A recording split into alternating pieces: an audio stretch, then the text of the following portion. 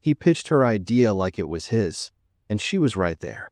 No one said a word, not even her. The room smelled like burnt coffee and recycled air. Slides flicked across the screen, blue light crawling over tired faces. He spoke fast, confident, the kind of tone that made people stop taking notes and start nodding at her words. She sat 2 chairs away, quiet, fingers resting on the pen she hadn't used since he started talking.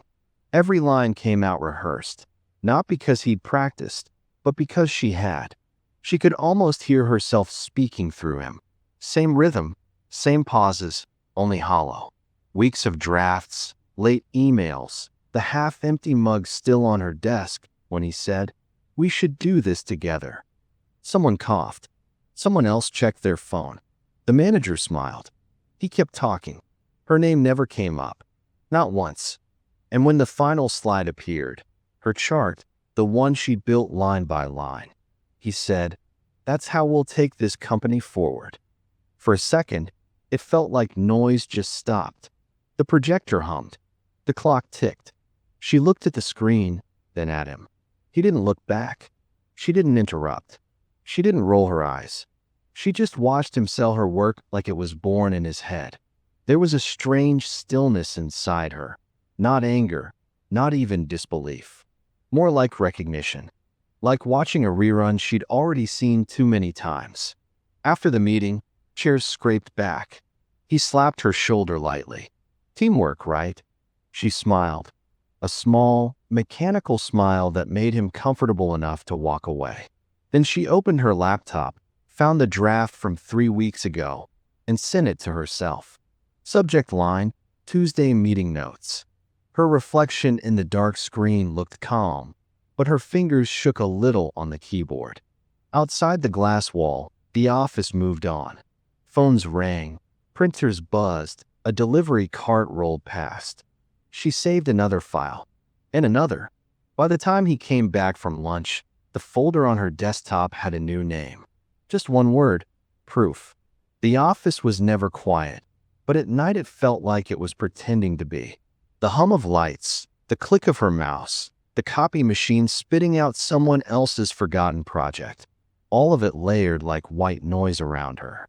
She stayed late. Most nights, no one noticed. The janitor nodded once when he passed, pushing his cart of empty bins. He didn't ask why her monitor was still on after 9. Each folder had a twin.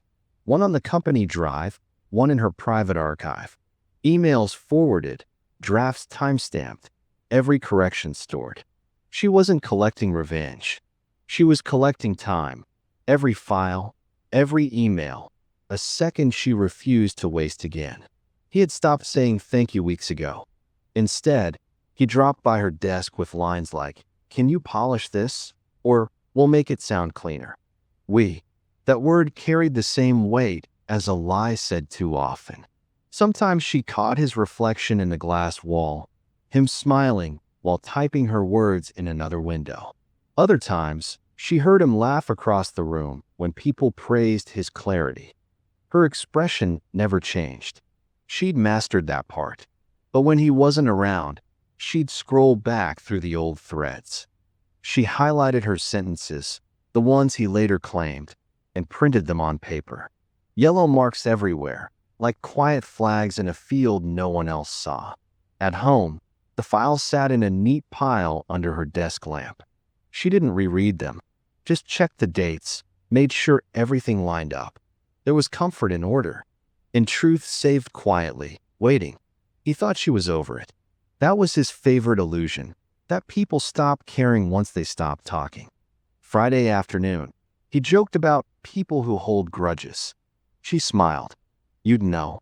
He laughed, waved his hand, called her the calm one. She turned off her monitor. The folder now had subfolders, emails, drafts, final. Her hand hovered over the mouse, steady now. She renamed one last file, final_version. He'd see it soon enough. The announcement came in an all-staff email, subject line, Innovation Challenge. 10 days to submit project proposals. Winner gets funding and a promotion. He walked over the same afternoon, holding his coffee like a trophy. "Let's do it together," he said. "We already have a head start." We. Again. That same word, dressed like generosity. She didn't look up right away. Just minimized the spreadsheet, stared at the corner of the monitor where the clock blinked 3:12 p.m.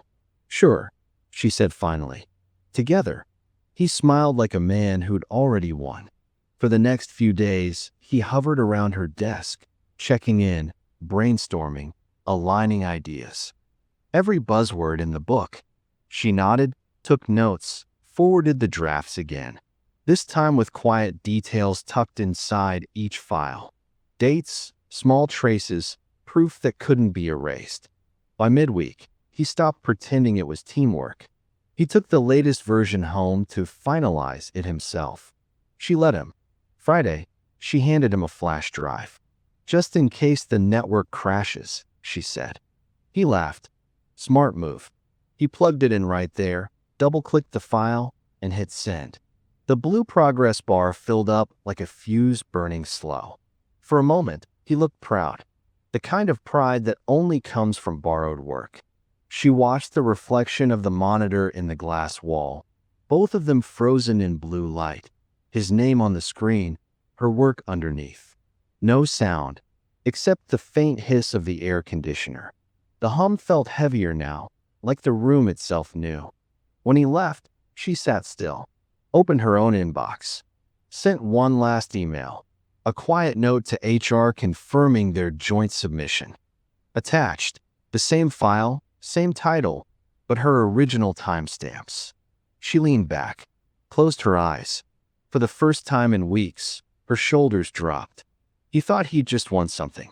He didn't see the rope he'd been weaving since day one, and it was already tightening. Monday started too quiet. Even the usual buzz in the office felt off, like everyone was waiting for something they couldn't name. By 10, whispers had started. HR had called someone in. By 11, it was clear who. He walked past her desk trying to look normal, smiling too much, phone in hand like it could save him. His tie was crooked. He didn't notice. Inside the glass room, blinds half closed, voices drifted through. Timestamps, identical files, submission order. He kept saying it was a mix-up, that they worked as a team, that the system must have read it wrong. She kept typing, eyes on her screen, pulse steady. When someone from HR walked over and asked if she had a minute, she nodded once. They just wanted confirmation. She gave short, factual answers. No tone, no story, just proof. Back at her desk, she heard his voice through the wall, sharper now, desperate. He was saying her name like a question, then a plea. She didn't turn. The sound of the printer covered his last few words. Then the door opened. He stepped out with a thin envelope in hand. No one spoke. The kind of silence that only happens when the room realizes it's watching a fall. He packed his things slowly, one drawer at a time. A paperclip fell, small sound, sharp ending. When he finally looked up, his eyes found her. For a second, his mouth moved like he wanted to say something. She almost thought he might apologize, but he didn't. She just nodded once, polite, detached, and turned back to her monitor. The light on his desk went dark. The hum of his computer stopped. The office exhaled, quiet but different now, like the air had shifted weight. By 3, his chair was empty. Cardboard box, coffee mug, and a folded jacket gone. She opened her inbox and saw the HR memo. Case closed. No further action required. She read it twice, then minimized it. Revenge didn't feel loud. It felt finished. By the time he reached the elevator, the hallway was empty. The doors slid shut with a soft thud, the kind that sounded more like an ending than a ride. She stayed at her desk a little longer than usual. The cursor blinked on an empty email draft, just a faint pulse in a silent room. Her fingers hovered, then stopped. There was nothing left to send. His mug still sat by the sink, a coffee ring marking the spot. Someone would clean it up tomorrow. Probably her. Across the office, his screensaver still ran, a looping slideshow of city lights. She watched it flicker for a second before IT came and turned it off. The reflection vanished from the glass. She gathered her papers, slid one into a folder labeled proof. The printed emails were there, yellow highlights catching the last light from the window. For a moment, she touched the edge of the top page, just enough to feel the groove of the highlighter under her thumb. She'd imagined this moment once, loud, satisfying, maybe even vindicating. But standing there, it just felt still, like balance had quietly restored itself and noise was no longer needed. She left the folder in her drawer, locked it, and dropped the key into her bag. As she passed his empty desk, she paused, not for sentiment, out of habit. "Good thing you submitted early," she murmured under her breath. The words barely reached the air before dissolving. Outside, the late light stretched long across the parking lot. She walked slower than usual, no rush, no wait. The air smelled like dust and rain that never